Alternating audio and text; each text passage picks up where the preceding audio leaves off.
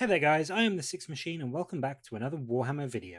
Just another very quick one today, mainly because Warhammer community posted an article about a character I feel very nostalgic about, having had him way back when I was a kid, and that is of course the upcoming release of Zodgrod Wortsnagga. He hasn't had a model, or rules in fact, since the 2nd edition Ork Codex, so I'm honestly really excited to see him back alongside the huge Beast Snaggas release we are getting in the imminent future, and I really do adore his new updated model, and especially his absolutely badass blue hair.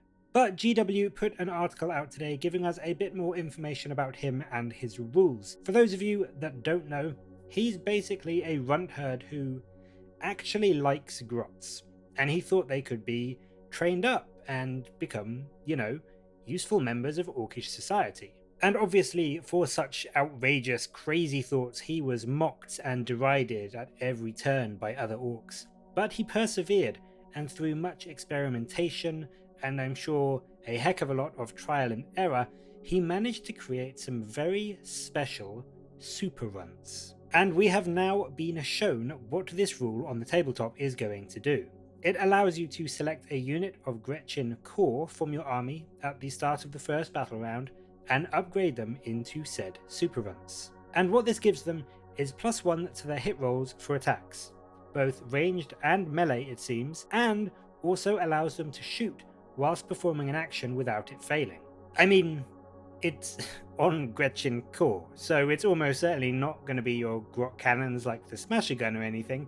It will only affect, most likely, your Grot infantry who have, strength 3 pistols? So no, it's not going to make them great at killing stuff much better. But on the other hand, being able to put out some shots whilst they perform actions gives you a tiny bit more use out of them, I guess? Question mark?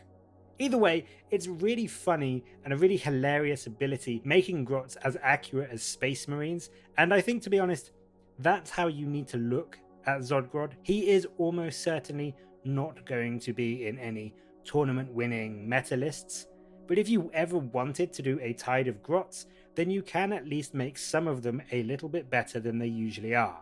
In terms of his own personal rules, he comes with his big grabber stick, which is called the Grab Zapper, and has a actually rather nice +2 strength, -3 AP and 2 damage profile. So with his probably base strength 5 and maybe 3 or 4 attacks, he could be doing a decent number of strength 7 hits and auto killing Marines if they fail their 6-up save, which, I mean, to be honest, is not that bad for what is essentially just a named runt herd. But I think if you did want to bring him in any form of quote unquote competitive sense, his rule Squigstopper is possibly the one that is going to make him the most viable. It is essentially a much more restrictive, not guaranteed Judicious ability, allowing you to target a monster within 6 inches, and on a 2-up in the fight phase, it can't fight until every eligible unit in your army has done so. So if you get charged by a Hive Tyrant, or a Grated Demon, or even someone like Mortarion who does have the monster keyword, it could mean that you get to put a load of attacks into them from a squad of boys, or a squad of mega knobs, or whoever you may have in combat with them before they get to swing. As I said, it's not going to propel him or Orks to the top tables of tournaments, and if we're going to be honest, I think this is very much a nostalgia trip style return, bringing back an old fan favourite with some badass hair and some hilariously fun orky rules to have fun in your games to go along with the upcoming Beast Snaggas release.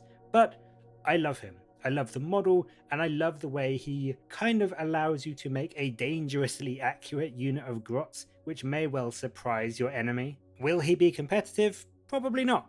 Will he make Grots competitive by himself? Absolutely not. Will he be orky, crazy, and fun to bring to the table? Yeah, I think he might just fill that role nicely. So what do you think of the previews for Zodgrod so far? Do you remember having or playing with him back in 2nd edition, or was that a bit before your time in 40k? I'd love to hear your thoughts on him, on the model, and also what other rules we might be able to expect from him in terms of his full datasheet, what else he may be bringing to the table. Do let me know any of your thoughts or theories or ideas in the comments below. And as always, thank you very much for watching. Please do leave a like and subscribe for more Warhammer content from me. But until next time, I'll catch you later, guys.